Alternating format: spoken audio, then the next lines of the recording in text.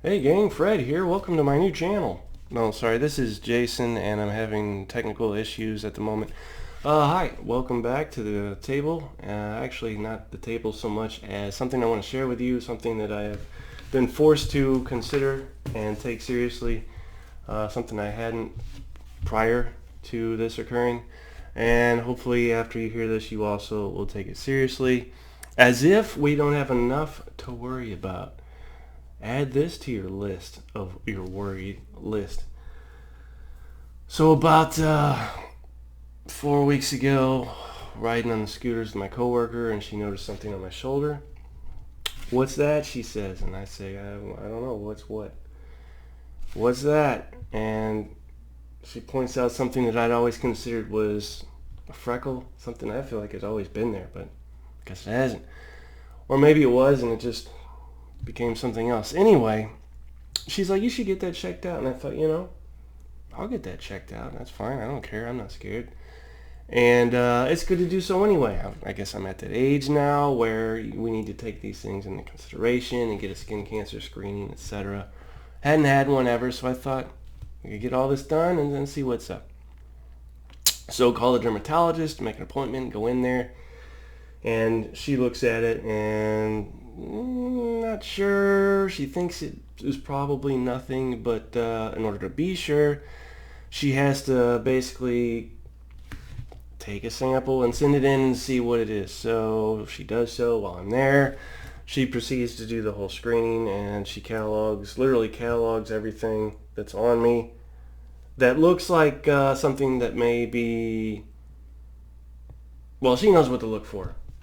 Let's put it that way. So when I go back for a future screening, she'll know if something new has popped up based on the previous catalog, or if something that pre-existing has changed. That's how that works.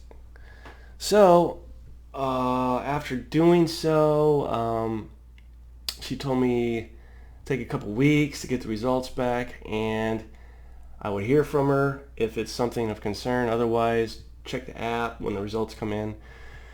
So the results come in, I check the app, and I should add that she had tried to call me, but I wasn't able to answer, and I think it was the day after I checked the app for the results, and lo and behold, it was, I don't remember the exact term, but it's the most aggressive, the most aggressive type of melanoma that there is, and it will kill you.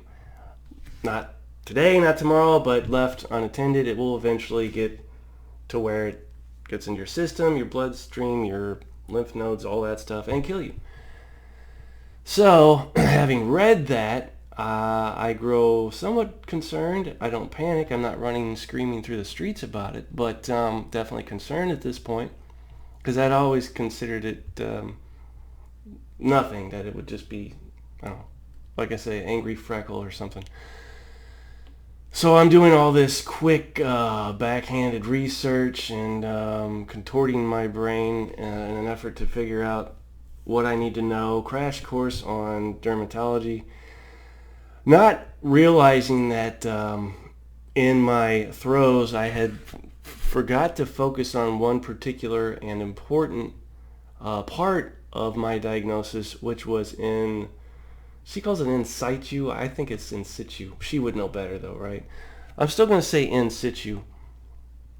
So I had something melanoma in situ.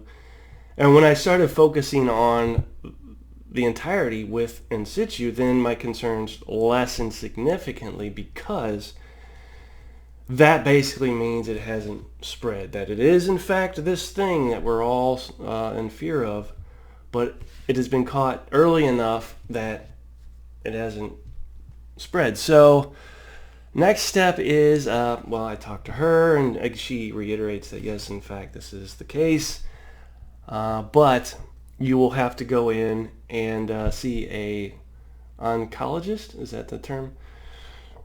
And let them look at it and decide what they want to do. So by a dermatologist, high oncologist, and set that appointment up. Went in last week, let her look at it, and she explains more or less what she's going to have to do. Fair enough. Again, no great concern. Procedure seems straightforward and quick. So that's scheduled for, this was what, last week? That was scheduled for 2 weeks out. And they did call me and say, hey, we have a cancellation. Can you come in? And I'm like, I'm at work. No, I cannot. It's not enough notice for work. Okay, we understand. And then Wednesday, this past Wednesday, I'm having lunch with the mother who's in town. And answer the phone and, hey, it's us again, and we have yet another cancellation. Do you want to come in? And, well, yeah, I do, Ma. You want to go with me to get cut up? Sure. So we promptly leave lunch, head to the cancer center, which I never thought I'd say those words. We're going to the cancer center. And talk to the lady. And again, she starts explaining what she's going to do. But this time she's drawing on my shoulder what she's going to do. And it's at this point it seems way more intense and significant than previously considered. So there's a couple of ways you can approach this. There's something called MOHS, which is like MOHS. Here's your crash course. MOHS is a way of removing slowly removing certain skin layers at a time until you get no cancerous cells. This is done primarily if it's like on your face or something like that. Because it was on my shoulder, they could just take a hatchet wound out of there and not worry about it. So after drawing a football-like outline on my shoulder, they proceeded to lay me on the chair. They laid the chair down, laid me on it, put about 5 or 6 shots in me, and laid me down, let it numb up. She came back in and made sure I couldn't feel anything, and explained a couple more things, and then proceeded to cut an area out of my shoulder. And it's a significant amount of area, but I understand why they have to do it that way, because you want to get anything that could be cancerous in that area. They want to be sure, because you don't want to have to go back in and do it again, especially after what I'm going to tell you next. So that didn't take exactly too long, and the thing that took the longest was after she cut what she needed to cut out. There's literally three levels of stitching she needed to do. So she cut so deep it was just about to the muscle. So there's that stitching, the innermost stitching that she did, and then there's the middle of the road stitching, and then there's the stitching on the outside, and this took the longest, the stitching, and stitch, and lo and behold, when it was all done, I've got 18 stitches now, which is a significant amount, especially if you would see it. I will spare you that. On my shoulder. So again, it runs about from here to here, and I was able just today, as this was 2 days ago that this happened, I was just able today to take the big football pad off that they taped to my shoulder and had to wear for 48 hours. So finally able to get the thing wet, and now I have wound care to look forward to every day, and dressing, changing for the next 2 weeks, and then I get the stitches out. Now, sounds like a drag. It sounds like a big hassle. And, well, sure it is, but at the same time, this could be extremely worse. I could have never gone in, like I said. I could have never gone in and ignored this and be dead. And I'm not making this up. I've had the dermatologist tell me this. I've had the oncologist tell me this. And both of them said, thank your friend profusely because she saved your life. And they didn't say this jokingly. They didn't say this tongue-in-cheek. They were flat out serious. Your friend saved your life, because this will kill you, will have killed you eventually. And I would have never gone in, like I said, because it didn't look like anything concerning to me. Anyway, so where was I? Was going to die, save my life. Train of thought. Yeah, it's been a lot. So I guess what I'm trying to tell you guys is, you may think, I'll probably regain my thought and then lose this train of thought. You may think that you're impervious to what the sun can do. You don't need to worry about it. Or you may think that I am perhaps I might have recessive genes, or I'm just like built in a way that is too fragile to endure the sun. It's nothing to do with that, y'all. We're all equally susceptible to this, and it needs to be taken seriously. Again, I know we have enough to freaking worry about. But you don't want, for God's sakes, you don't want something on your face, for instance, that you're unaware of, that now you have to go get cut out. Or you don't want to die. I mean, this stuff kills you. It will kill you if you ignore it. It's the worst thing you can do is act like it's not a thing. So you got to go get screened. Just do it at least once, all right? How about that? We'll make a deal. Just do it at least one time. Just go, because there may be something, she pointed this out. Maybe you have somebody that you don't, that's to say, maybe you don't have somebody that can see you and point these things out. I don't know. You may think you know your body like I did, but guess what? Apparently we don't. So all the more reason to go. Anyway, just bottom line, go get screened. It's not a big deal. So what? It's like an hour out of your day. Big deal. And you could save your life. And I'm not joking. I know this seems like, wow, I've ambushed you with this, and it's all random. This isn't. I've been dealing with this for a few weeks now, and it's still relatively new to me, but it's a real thing. I've come to accept that this is something that is a real concern. Another thing to be wary of is, y'all, wear sunscreen. Seriously, this is.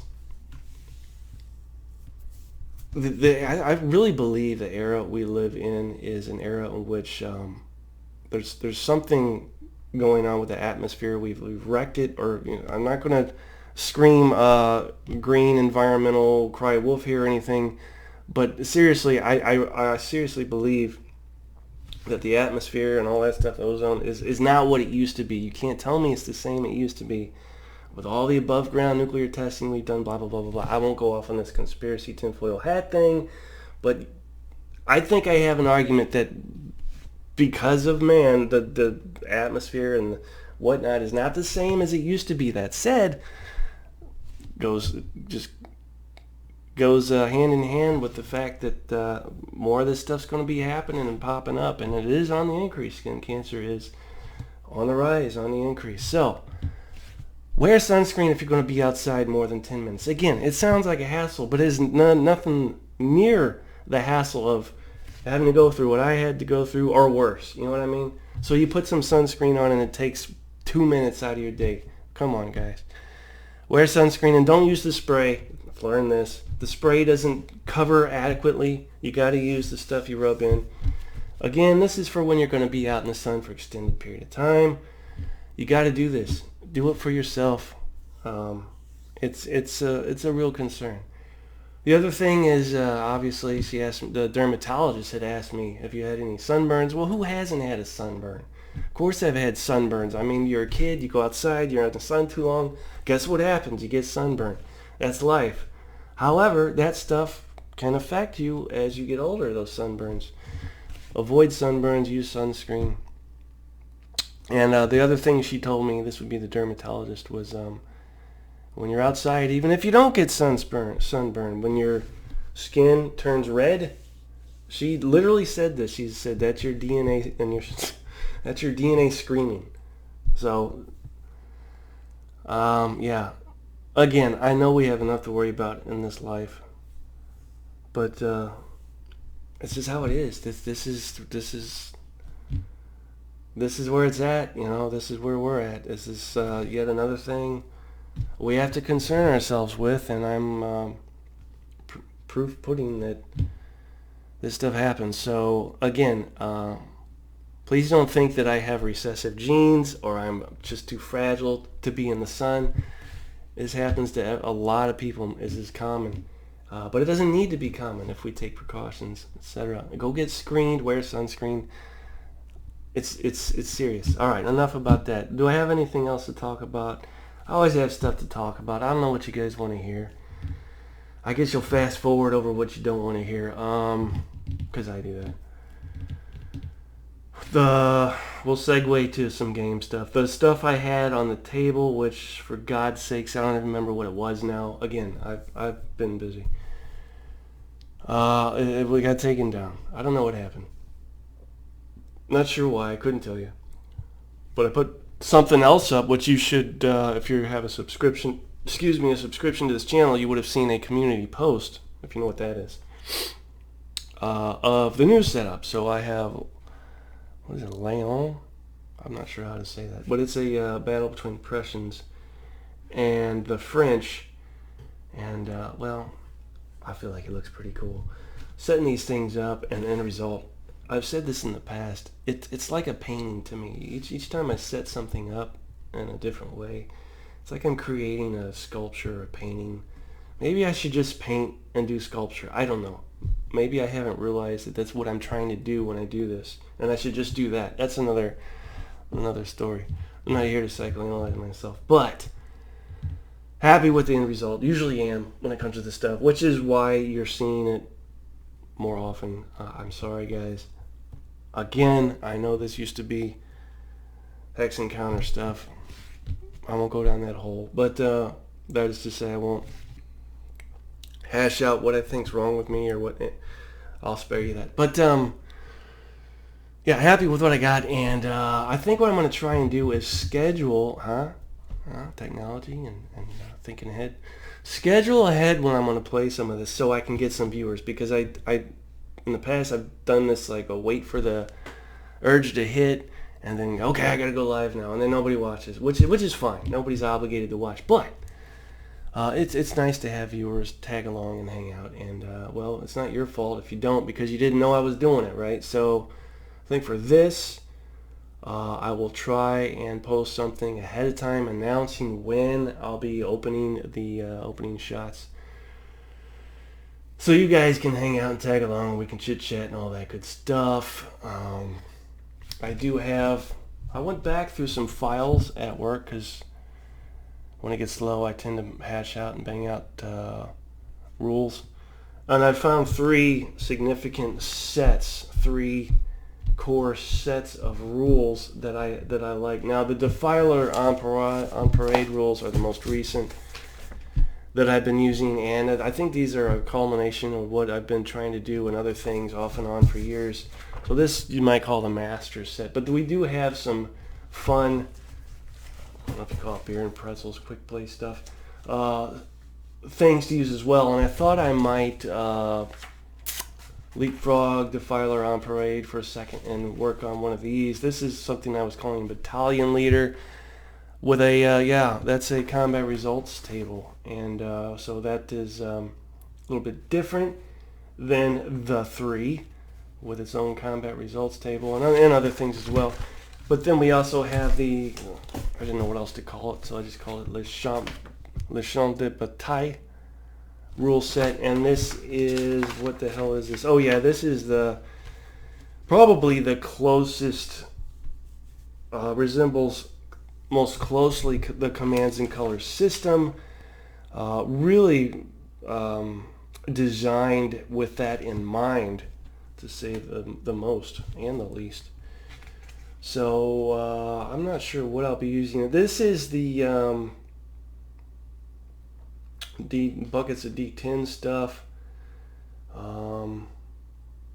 Yeah, a lot of fun though. And so anyway, I'll be using one of these rule sets.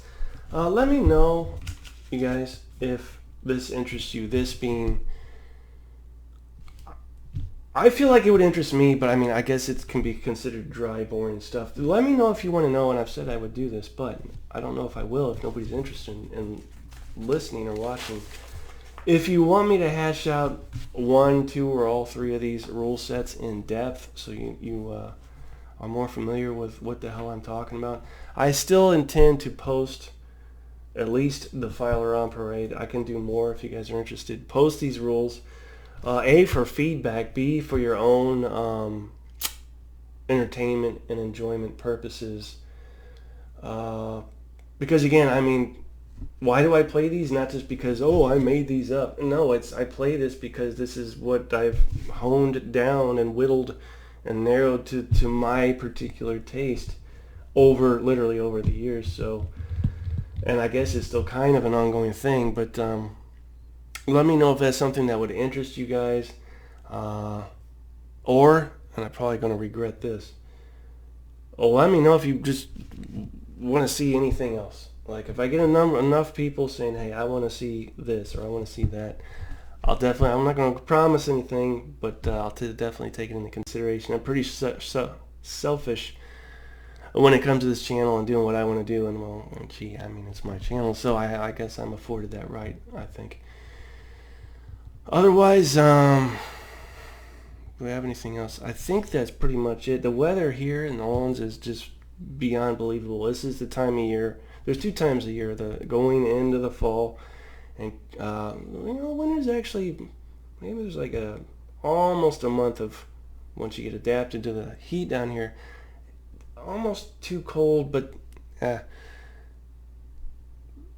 suffice to say, going into the fall and coming out in the spring, beautiful weather. Anyway, perfect scooter riding weather. I've been riding scooter way more than I probably should. Why do I say that? Because the more you ride it, the more you increase your statistical probability of having a wreck. I'm still leery and conscious and cognizant of this. I mean, everybody's told me that you will wreck. Everybody I've talked to has wrecked. And it's inevitability. You will wreck, just hopefully it's not that bad. I did take also the motorcycle skills course. It's a 15-hour course over 3 days. Last weekend, so I'm officially legal. I have my endorsement, as they call it. I don't know if they call that your motorcycle license and endorsement everywhere. That's what we call it here. So I'm legal now. If I do kill myself on a motorcycle, I will have done so legally, which is reassuring.